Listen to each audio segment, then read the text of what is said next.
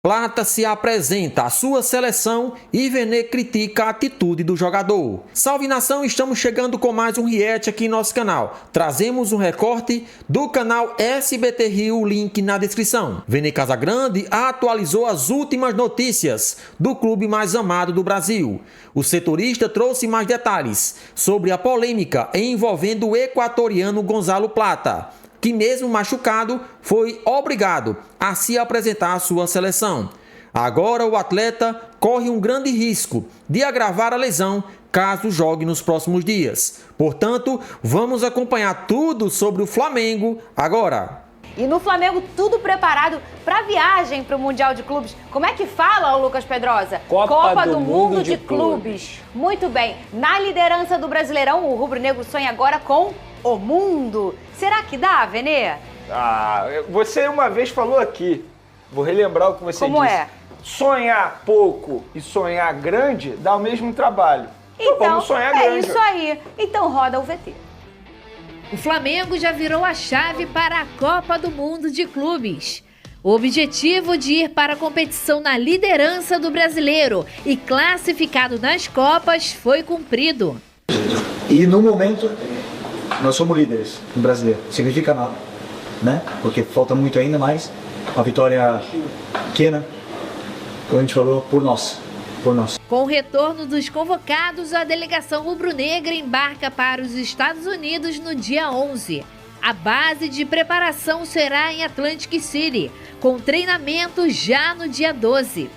O rubro-negro estreia no dia 16 na Copa do Mundo de Clubes na Filadélfia, contra o Esperance da Tunísia.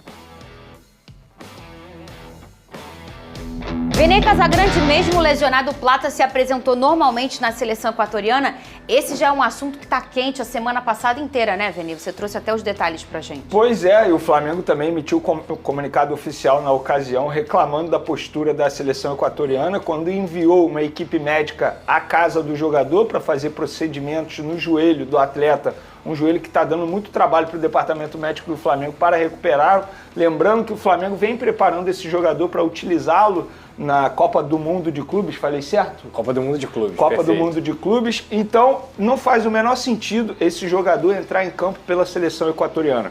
Eu entendo ele se apresentar, embora eu seja totalmente contra. Se o jogador está lesionado e não tem condições de jogo, não faz sentido ele ser chamado. Beleza, mas pela regra da FIFA, o Flamengo é obrigado a ceder. Mas como ele vai entrar em campo, sendo que ele não tem condições de jogo? E o Felipe Luiz, após o jogo contra o Fortaleza, ele foi questionado sobre essa situação e eu acho que o treinador foi muito bem quando ele falou assim, até hoje o jogador estava na maca. Ele não tem condições de jogo. Como é que ele vai jogar pela seleção equatoriana? E o jogo já é agora, quinta-feira, que inclusive vai ser contra a seleção brasileira que estreia o técnico Ancelotti. Beleza, ele pode não entrar em campo na quinta, mas se entrar em campo no dia 10, continua tendo o mesmo problema, pelo menos na minha visão. Porque aí ele vai ter 6 dias apenas para se preparar para a estreia do Flamengo na Copa do Mundo de Clubes. Então não faz o menor sentido o Gonzalo Plata entrar em campo. E outra, aqui vai uma crítica ao jogador, que na ocasião eu acabei não falando sobre isso. O jogador ele deveria ter dito para o departamento médico da seleção equatoriana, não vem na minha casa, vocês têm que falar com o Flamengo e se eles autorizarem vocês podem vir aqui. Porque o jogador, ele errou. Eu entendo ele porque ele não quer bater de frente com a seleção equatoriana. Mas quem paga o salário dele todo santo mês e um salário alto é o Flamengo. A casa que ele mora aqui é o Flamengo que paga também. Então ele deve ao Flamengo todas as justificativas, tudo que acontece em relação a ele. Então ele poderia ter evitado todo esse tipo de situação. E se vocês me questionarem, beleza, o que o Flamengo vai fazer em relação a isso? O Flamengo, por contrato, não pode multá-lo por conta disso. Não pode adverti-lo por conta disso. Mas será que não pode criar uma rusga na relação? Com o jogador? O jogador já foi chamado a atenção. O que o Flamengo pode fazer em relação a esse caso já foi feito. O jogador virou para ele, teve uma reunião e falou, olha só, você não pode fazer isso. Agora, o Flamengo não pode simplesmente não liberar o jogador para se apresentar à seleção equatoriana. Mas quando o Flamengo fez isso, eu não sei se você tem essa informação, quando o Flamengo chegou para ele e falou assim, olha só, você não pode fazer isso, o que ele fez? Como está o comportamento do Plata nessa situação? Na verdade, o Flamengo só ficou sabendo porque o Plata falou pro Flamengo que eles foram lá. Sim. Partiu do Plata em contar. Tá. Mas o Plata, no entendimento do Flamengo, poderia ter vetado esse tipo de situação. Óbvio que eu me coloco também no lugar do jogador. Imagina ele, Ele não quer ser parado e chamado para a seleção dele, porque isso pode acontecer, né? A seleção equatoriana simplesmente fala, beleza, então você não está colaborando com a gente, então a gente não te chama mais futuramente. Isso pode acontecer. Pode. Seria leviano da minha parte eu dizer que não iria acontecer. Mas enfim, eu acho que o jogador errou porque ele poderia ter negado essa visita, poderia ter dito, procura o Flamengo. Se o Flamengo autorizar, beleza, vocês podem vir aqui em casa. Então, acabou acontecendo o quê? Um erro de comunicação da parte do jogador, ou receio, ou medo, só ele pode falar sobre isso. O fato é, ele está com a seleção equatoriana. O departamento médico do Flamengo já emitiu um comunicado oficial para dizer, ele não tem condição de jogo. Se ele entrar em campo, vai ser na base de sacrifício. E a gente sabe como é que funciona isso. O que eles vão fazer? Vão injetar ali um negocinho para tirar as dores dele, e aí ele entra em campo, o que piora a situação clínica. Muito bem, vamos ver aqui, ô Lucas Pedrosa, os confrontos. A gente passou mais ou menos ontem por aqui. Vai botar na tela aqui, ô Big Thunder? Muito bem, os confrontos da Copa do Brasil. O sorteio aconteceu ontem. A gente passou ontem aqui os confrontos da Libertadores e também da Sul-Americana. Sul-Americana que é aqui do nosso SBT. A casa da Sul-Americana é o SBT. E a gente hoje vai passar os confrontos da Copa do Brasil. O sorteio também aconteceu ontem. O São Paulo vai pegar o Atlético Paranaense. Vamos nos cariocas. O Vasco vai pegar o CSA, não é isso? Sim. O Botafogo vai pegar o Red Bull. O Flamengo vai pegar o Atlético Mineiro. E o Fluminense vai pegar o Internacional. Quem pegou o mais fácil, Venê? O CSA, né? Se deu bem! Você fica falando que na sua vez... Não, eu falei que o CSA pegou o rival mais fácil. Venê! Eu não tinha entendido! Deixa a gente quietinho. Eu não tinha entendido. O mais fácil, na minha opinião, pra te responder de todos, acho que o Bahia. Acho que o Bahia pegou o adversário mais fácil. E eu acho que o Palmeiras acabou pegando um adversário extremamente difícil. Por ser um clássico o Corinthians regional. vive um momento horrível, dentro e fora de campo. Mas é um clássico, não tem jeito. Inclusive o Corinthians venceu o Palmeiras na final do Campeonato Paulista. Muito bem. E esse confronto aqui na Copa do Brasil dá um quente bom também, né? Quando for no Maracanã, vai virar o quê, Pedro? Não tem muito equilíbrio nisso aí, não, né? Por quê, Pedro? Porque o Flamengo costuma bater no Atlético Mineiro, a verdade é essa. Mas pode ter um equilíbrio. O Flamengo pode poupar jogadores. Tem isso, assim, porque não é a prioridade do Flamengo nesse sentido.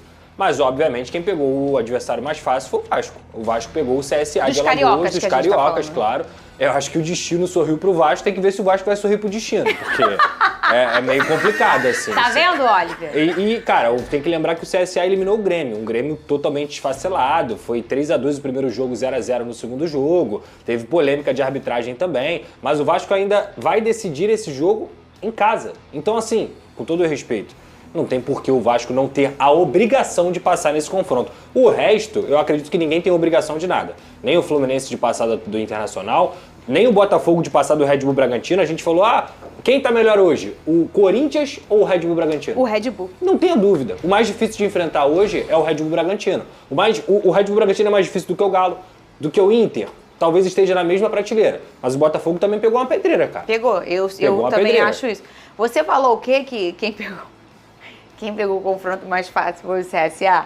Que você falou eu do falei Vasco. na brincadeira, eu pelo sei, amor de Deus. Mas você sabe que tem a presidente do CSA? Sim. Tem um vídeo dela. Ela comemorou, né? Ela comemorou. Mas eu entendi o lado dela, Vamos ver o vídeo, e eu quero a opinião de vocês. Eu não achei como deboche, não. É a presidente do CSA comemorando que pegou o Vasco. Cadê? Confronto 6 formado com C. Aqui, essa hora aqui de costas. Agora, confronto... Vasco da Gama, ela virou confronto 6 formado comemorou. com CSA e Vasco da Gama. Mas eu acho, Pedrosa, que ela comemora no sentido de pegar o Vasco. A bilheteria fica boa de vender o jogo. Em Alagoas tem muito vascaíno. Exatamente. Ela vai pensar mesmo na parte financeira. Porque, com todo respeito, muitos do que ela ia pegar aqui serão confrontos com tradicionais, né? Com times grandiosos. Então, o olhar dos times de menor investimento neste momento da Copa do Brasil é muito financeiro, perfeito? Sim. Então, acho que ela gira naquele momento assim, ela vira, cara, que bom. Pô, vou botar uma bilheteria, vai ser alta quando eu jogar em casa, vai vender todos os ingressos, vai ter um apelo grande de midiático no confronto. Ou você acha que ela comemorou porque pegou o Vasco? Eu vou acreditar que seja a primeira opção, porque Comemorar que pegou o Vasco, cara, eu acho que ela tem que olhar um pouco a campanha do ano passado. O Vasco, mesmo com um time pior, conseguiu chegar na semifinal da Copa do Brasil. Em São Januário é sempre muito complicado e o Vasco tem se mostrado forte nessa competição, principalmente quando joga em casa.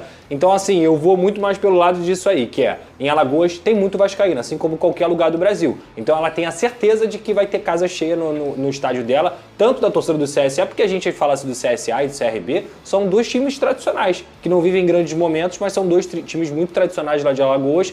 O CSA hoje está na Série C, está em 10º colocado da Série C. Então, assim, cara, não dá para cravar que o Vasco vai passar, vai deixar de passar, mas eu não teria comemorado pelo sentido esportivo. Eu acho que o Vasco é muito mais forte do que o CSA e tem condições de passar tranquilamente. Salve, salve nação, sejam todos bem-vindos ao nosso canal. Se você é novo por aqui, chega, se inscreva, ative as notificações e, é claro, deixa o seu like para fortalecer o nosso trabalho. O link do canal SBT Rio ficará na descrição como forma de créditos. E Jorginho, jogador ítalo-brasileiro que tem acordo selado com o Flamengo, já tem data para desembarcar no Rio de Janeiro. O atleta que recusou, vamos dizer assim, abriu mão de valores aí milionários para rescindir o seu contrato com o Arsenal da Inglaterra e poder jogar o Super Mundial de Clubes com a camisa do Flamengo. Jorginho será o primeiro reforço do Flamengo para a disputa do Mundial de Clubes. A novela Jorginho, envolvendo a negociação com o atleta e Flamengo, já tem data para um fim. Após se despedir oficialmente do Arsenal, o volante está aproveitando alguns dias de folga e, enquanto isso, se prepara para desembarcar no Rio de Janeiro e assinar contrato com o mais querido. Segundo informações do All Sports, Jorginho irá desembarcar nesta sexta. Assim sendo, o ítalo-brasileiro realizará exames médicos e, se tudo der certo, assinará contrato com o Mengão, válido até 28. Desse modo, o jogador será o primeiro reforço do mais querido para a disputa do Super Mundial de Clubes, que acontece nos Estados Unidos. Para fechar com o Flamengo, inclusive, Jorginho abriu mão de um valor milionário. Isso porque, para encerrar o seu contrato com o Arsenal mais cedo, o ítalo-brasileiro deixou de receber cerca de 6,2 milhões de reais, que ainda tinha de receber na equipe de Londres. Afinal, para firmar o vínculo com o Flamengo, o volante precisava estar livre no mercado. Neste momento, Jorginho está curtindo alguns dias de descanso com a família. Além disso, o jogador se casou com a cantora irlandesa nesta segunda e com isso terá rápida lua de mel. Logo na sequência, o atleta se sentará com os representantes do Flamengo para, enfim, firmar o seu vínculo com o clube. Pensando tanto na disputa do Mundial quanto no restante da temporada, o Flamengo deseja trazer mais jogadores para reforçar o elenco. Além de Jorginho, José Boto, diretor de futebol, já revelou que não irá cometer loucuras nessa curta janela de transferência. Desse modo, pode ser que o mais querido anuncie novos atletas apenas no próximo período de contratações, que acontecerá do dia 10 de julho ao dia 2 de setembro. Então, Jorginho aí praticamente acertado, falta pouco para o jogador assinar o seu contrato com o Flamengo. Ele é esperado no Rio de Janeiro nesta sexta-feira, quando desembarca juntamente com sua esposa, recém-casados, para poder assim firmar o seu vínculo com o Flamengo até o final de 2028.